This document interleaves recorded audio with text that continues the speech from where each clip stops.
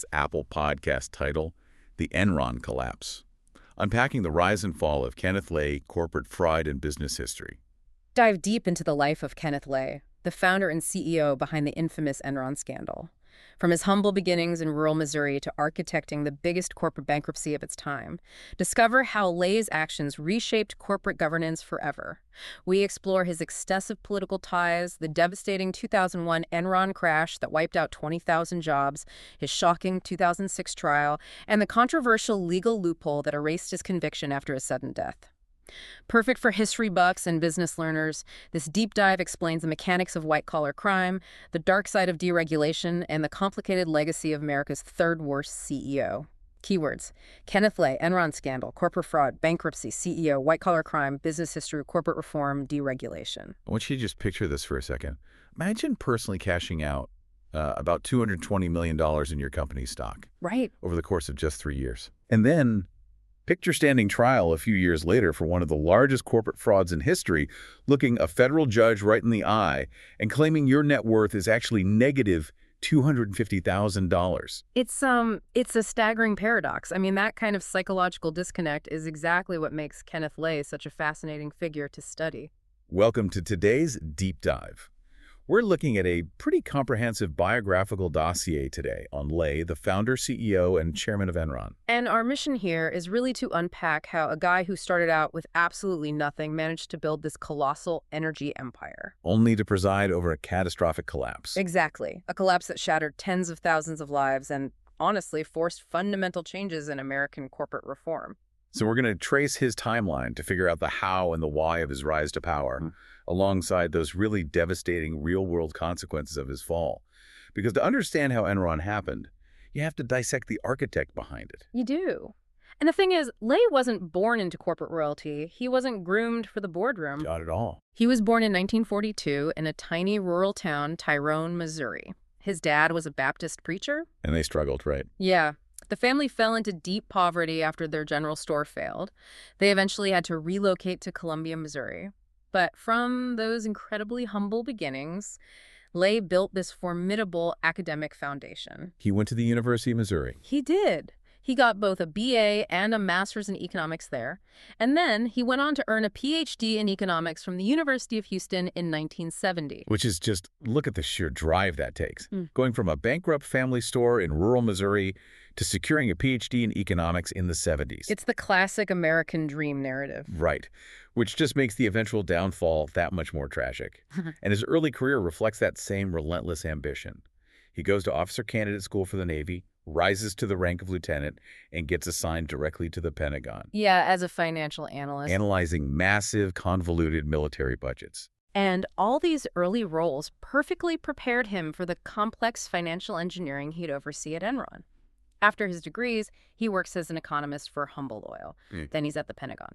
Then, and this is crucial, he becomes a technical assistant for a commissioner at the Federal Power Commission. The premier federal energy regulator at the time. Exactly. Following that, he serves as the Energy Deputy Undersecretary for the Department of the Interior. So he's navigating big oil, the military-industrial complex, and top-tier federal regulators.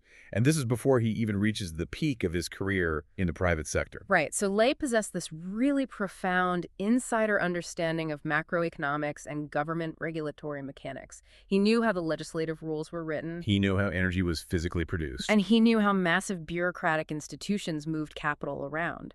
This unique combination of skills understanding both the market and the regulators who policed it, it positioned him perfectly to ruthlessly exploit the system later on. Because he knew where the regulatory blind spots were. He used to work for the agencies who were supposed to be looking for them. Exactly. And that brings us to the 1980s. The American business landscape experienced this massive structural shift. Deregulation. Deregulation of the energy sector. By the time this hit, Lay was already a highly successful energy executive. He had gone back to the private sector, Florida Gas Transmission, Continental Resources, and eventually chairman and CEO of Houston Natural Gas. And when deregulation happened, he saw an unprecedented structural opportunity. He really did. In 1985, an Omaha-based company called InterNorth bought Lay's company.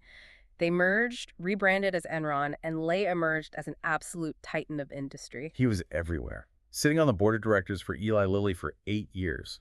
Texas Commerce Bank. In 1996, he was even in serious negotiations to become the CEO of AT&T. But let's pause and talk about the paradigm shift of that deregulation, because you really have to understand this to get Enron. Before the 80s, energy companies were largely just these asset-heavy utilities. Right, highly regulated. They pulled gas out of the ground, moved it through a pipe from point A to point B, and they did it for a fixed, government-mandated rate. Stable profits, but severely limited. Exactly. But Lay recognized that the shifting rules meant energy didn't just have to be a physical commodity in a pipe. It could be traded. Yes, traded as a speculative financial instrument. Ooh. He took a traditional utility and turned it into a highly leveraged derivatives trading desk. They were betting on future prices, creating complex contracts. It's like they turned the energy grid into a massive financial casino. That's a great way to put it. They financialized a physical utility. But to protect this new, incredibly lucrative model, Lay knew he needed a favorable regulatory environment. Which meant building a sprawling political web. A massive one. And we want to look at the raw data of his political donations here, completely neutrally. This isn't about endorsing a political viewpoint. It's an objective look at how corporate lobbying works. Right. It wasn't about personal ideology for Lay. It was strictly about securing corporate access. Across the entire spectrum, between 1989 and 2002, Kenneth Lay made $5.8 million in political contributions.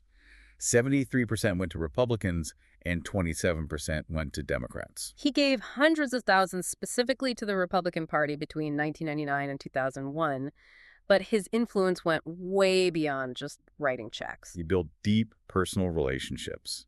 He co-chaired George H.W. Bush's 1992 re-election committee. He'd fly the president and his wife around on Enron's corporate jets. Cultivating ties with Gerald Ford, Dick Cheney, James Baker, but at the same time, building relationships with prominent Democrats, Bill Clinton, and Richards, the former Texas governor. Because executives build these complex bipartisan webs to buy inertia. Inertia? Yeah. When your entire company relies on exploiting a deregulated market, your biggest existential threat is a government deciding to step in and regulate you again. Ah, I see. By distributing capital and favors everywhere, Lay built this fortress of influence. He wanted to make Enron virtually untouchable. In 2000, he was even floated as a possible Secretary of Energy or Treasury under George W. Bush. Though the source notes he wasn't nominated, mostly because the administration felt they already had too many energy guys from Texas. Right. But the access was undeniable. Yet, all that money and all those powerful friends couldn't stop the underlying financials from imploding. No, they couldn't. In 2001, the house of cards collapsed. Enron declared bankruptcy. And at the time, this was the biggest corporate bankruptcy in U.S. history. The scale of it sent shockwaves through the entire economy. 20,000 employees lost their jobs. And it wasn't just their jobs. No, in many cases, it was their entire life savings. Their pensions and retirement accounts were heavily tied up in Enron stock. Stock that became worthless overnight. Investors lost billions. Entire communities were just wiped out. And you have to contrast that devastation with Lay's personal finances. That's the $220 million number we talked about at the top. Between 1998 and 2001, while the company is secretly heading right for a cliff, Lay is collecting more than $220 million in cash and stock. Selling off 1.7 million shares. While his employees are literally locked out of selling their own plummeting retirement stock. The architect of the company is extracting hundreds of millions, so naturally, the scrutiny turns to him. In July 2004, a grand jury in Houston indicts him. A 65-page indictment. 11 counts of securities fraud, wire fraud, making false and misleading statements. He finally goes to trial in 2006 alongside Jeffrey Skilling. And during that 2006 trial, Lay stands in federal court and claims his net worth is negative $250,000. Arguing that Enron stock made up 90% of his wealth and that he was essentially broke. Which is just, it's bold. But his whole psychological defense during the trial is revealing. He adamantly refused to take responsibility. He insisted the collapse was due to a massive conspiracy against the company. Blaming short sellers in the market. Rogue executives within his own ranks. The news media. He blamed the news media for creating a panic. Because nothing says, I am an innocent bystander, quite like a PhD economist and CEO claiming he was completely outsmarted by his own accounting department. It really showcases a profound, almost pathological lack of accountability. But the legal system evaluated the evidence. In May 2006, the jury found Lay guilty on 6 counts of conspiracy and fraud. In a separate bench trial, the judge ruled him guilty of 4 additional counts, So across 2 proceedings, convicted of 10 counts of fraud. facing decades in federal prison. Sentencing is scheduled for the fall of 2006. Finally, those 20,000 employees are going to see the man at the top held legally responsible. But then? July 5th, 2006. Lay is vacationing at his house in Snowmass, Colorado, right near Aspen. At 1:41 in the morning, the sheriff's department gets a medical call. He's rushed to the hospital. And at 3:11 a.m., Kenneth Lay is pronounced dead at age 64. The preliminary autopsy said heart attack. Brought on by coronary artery disease. There was even evidence of a previous undocumented heart attack. He had a private funeral, was cremated, and his ashes were buried in an undisclosed location. He dies 3 months before he's supposed to be sentenced. And while the sudden death of a public figure is always shocking, the legal aftermath here is what really cemented this story in history. Yeah, because of a legal doctrine called abatement ab initio. Abatement ab initio. It's rooted in common law. It essentially dictates that if a defendant dies while their case is still under appeal, their conviction is completely vacated. Completely erased. Right. The logic is that a person shouldn't bear the permanent legal stain of a conviction or have their estate penalized if they didn't get to fully exhaust their constitutional right to an appeal. So for Kenneth Lay, his guilty verdict vanishes. Legally erased, the judgment was officially vacated on October 17th, 2006. I mean, just think about that. After the longest, most expensive corporate fraud investigation in history, after 20,000 people lost their livelihoods, a jury finally secures a verdict, and his criminal record is wiped clean because of a heart attack in Aspen.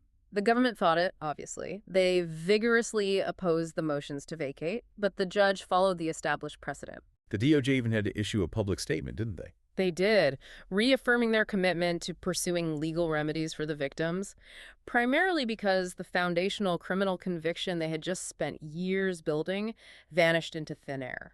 Which is a massive blow to the victims who just wanted some closure. And naturally, these circumstances provided incredibly fertile ground for conspiracy theories. Oh, absolutely. A billionaire fraudster facing life in prison drops dead in a mountain resort. He's quickly cremated, his ashes are hidden, and his criminal record is legally wiped clean, which potentially protects his estate from civil liabilities. People immediately speculated he faked it, used his wealth to buy a new identity and escape justice. The medical examiners confirmed the heart attack. There is no credible evidence to support the faked death theories. No, but the timing was just so cinematically perfect for Lay's estate that the rumors persisted for years. You can't really blame people for wondering. Mm-hmm. But the undeniable reality is Kenneth Lay never saw the inside of a prison cell. He didn't. He left behind a legacy of shame, characterized by gross mismanagement and dishonesty.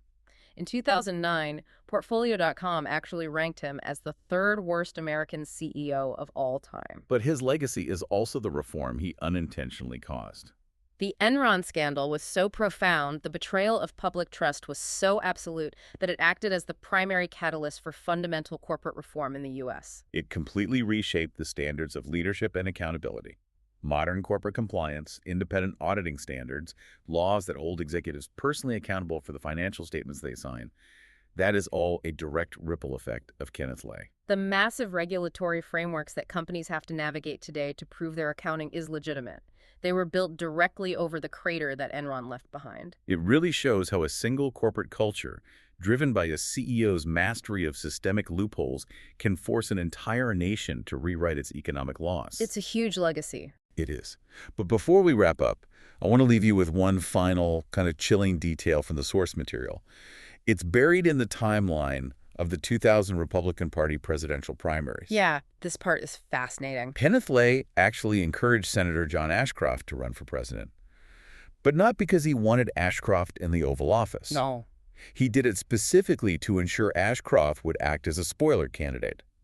He wanted him to siphon votes away from other contenders to engineer a smoother path to victory for George W. Bush. It's incredible. It really makes you wonder, how much of modern history, who runs for office, who drops out, who eventually takes power, is quietly engineered behind the scenes by executives just trying to shape the board to benefit their own bottom line?